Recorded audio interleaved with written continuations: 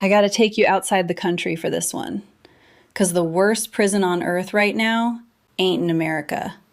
It's about 1,000 miles south of Texas, in a small country called El Salvador.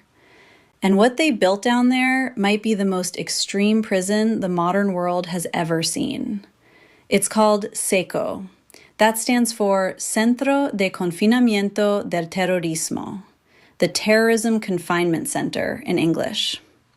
It opened in 2023, and from the day they cut the ribbon, the entire world has been arguing about whether it's the future of public safety or the future of dictatorship. Probably both. Let me walk you through what we actually know. Seco sits about 47 miles outside the capital, in a place called Tecoluca, in the middle of nowhere. It was built in less than 7 months. 7 months. To put that in perspective, ADX Florence in Colorado took 6 years to build, and Seco is more than 3 times its size. They threw it up like an Amazon warehouse. And the scale of it is the first thing you gotta understand. Seco can hold 40,000 men. 40,000. That makes it the biggest prison in the entire Western Hemisphere. Bigger than any American facility. Bigger than anything in Mexico or Brazil. It is, by physical capacity, the largest prison on this side of the planet, by a long way. Inside, it's organized into 8 giant pavilions. Each cell holds between 65 and 70 men. 65 to 70 in one cell. They sleep stacked on metal bunks built up the walls 4 levels high. There is no mattress, no sheet, just bare metal. The men shave their heads, they wear nothing but white shorts, they sit in rows of hundreds at a time when the guards line them up. The propaganda photos that El Salvador puts out, and I mean propaganda because Bukele's people leaned hard into the visuals, show identical bald-headed men packed into pavilions by the thousand, sitting silent in formation. It looks like nothing else on earth. There are no visits. Family ain't allowed in, ever. The men inside don't see their mamas, their wives, their kids, nobody. There is no mail, there are no phone calls. There is no contact with the outside world. There are no educational programs, no religious services in the way you'd see at an American prison. No work, no vocation, no rehabilitation. Bukele has been clear about this. Seco ain't designed to make people better. It's designed to hold them forever away from everybody else. He calls it isolation from civilization. And there is no time outside. Inmates do not see the sun. They stay in those crowded pavilions under fluorescent lights 23 and a half hours a day. The half hour they get out, they don't go to a yard. They go to a corridor. There is no grass at Seco. There is no sky for these men. None of it. Now let me tell you how people end up there. El Salvador was, for decades, one of the most violent countries on earth. The murder rate was off the charts. Gangs, MS-13, Barrio 18, basically ran whole neighborhoods. Extortion was a way of life. People were terrified of leaving their houses. That part is real. Nobody denies it. In 2022, Bukele declared a state of exception. That's their word for it, basically emergency powers. He suspended a bunch of constitutional rights. He started arresting people by the tens of thousands. Anybody suspected of any gang connection. The standards for arrest were loose. A tattoo, a neighborhood, a tip from a neighbor with a grudge. Once you was arrested, you couldn't really challenge it. There was no lawyer coming to help you. No real court date, no nothing. And the murder rate dropped. Bukele can show you the numbers. El Salvador went from one of the deadliest countries in the world to one of the safest, on paper, in just a few years. Regular Salvadorans, a lot of them, love him for it. He has approval ratings that politicians in other countries dream about. He calls himself the world's coolest dictator as a joke. The joke is part of the act. But here's the other side. As of right now, El Salvador has locked up more than 80,000 people under that emergency power. Per capita, that's the highest incarceration rate of any country on earth, higher than the United States, by a lot. Of those 80,000, somewhere between 12,000 and 15,000 are held at CECOT. And human rights groups and journalists and lawyers and family members, they say a lot of those people inside ain't gang members. They were just there. They had a tattoo from 20 years ago. They lived on the wrong block. They didn't pay an extortion fee to the right person. They got swept up and they ain't coming out.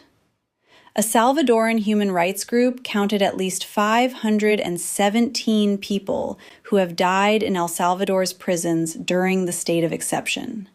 517. Some from beatings, some from medical neglect, some from causes the government never explained. Reports cited by the Robert F. Kennedy Human Rights Center allege beatings, sleep deprivation, sexual assault inside CECOT itself. The Salvadoran government denies all of it. They've offered to release the prison population to any country willing to take them, as proof there's no torture. Make of that what you will.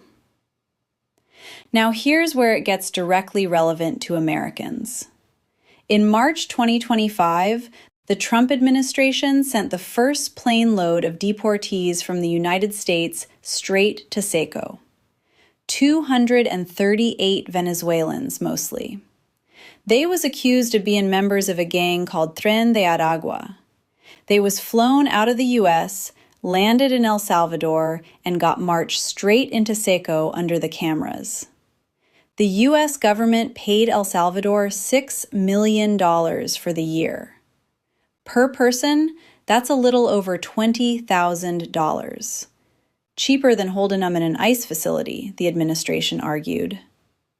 And here's the part that's gotta sit with you. Most of those men had no criminal record in the United States. A U.S. immigration official admitted it after the fact. Some of them had no criminal record in Venezuela either. They was identified as gang members based on tattoos. Sometimes the tattoo was just a soccer team logo. Sometimes it was a memorial for a dead family member. The administration didn't release names. They didn't release evidence. They just put him on a plane.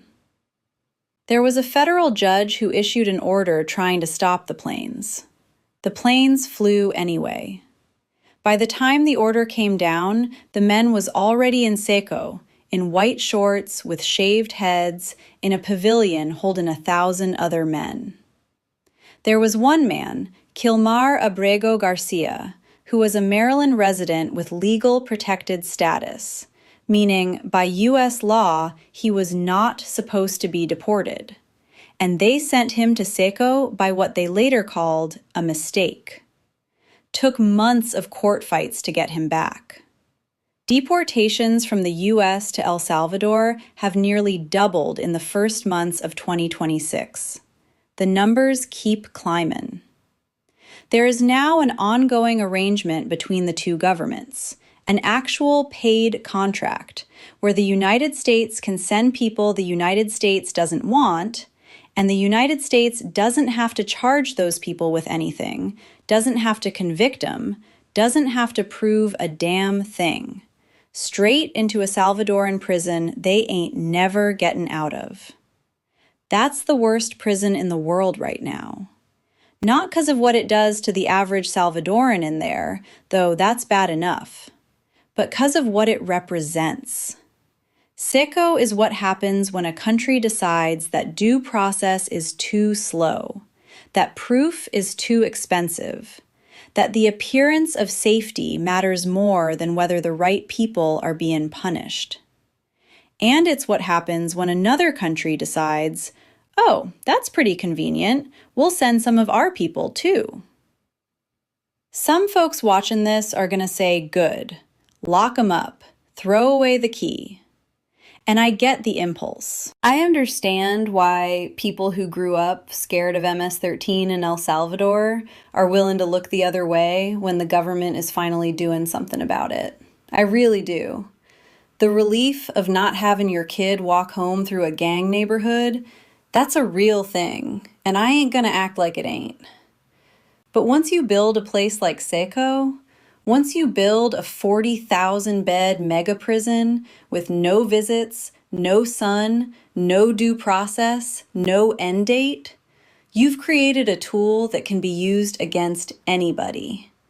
And the people in power are going to decide who anybody is. Today, it's gang members.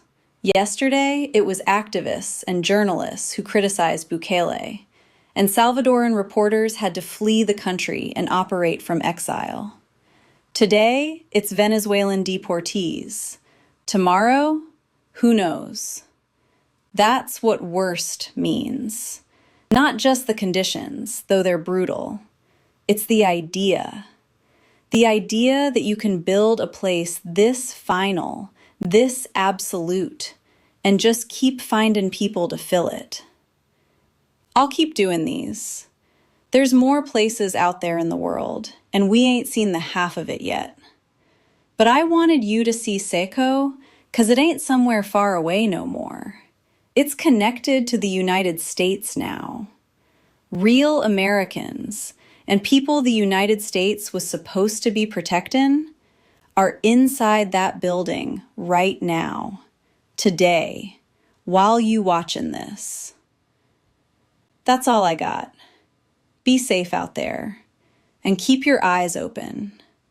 The biggest prison on this side of the planet wasn't built by accident, and it wasn't built far from home.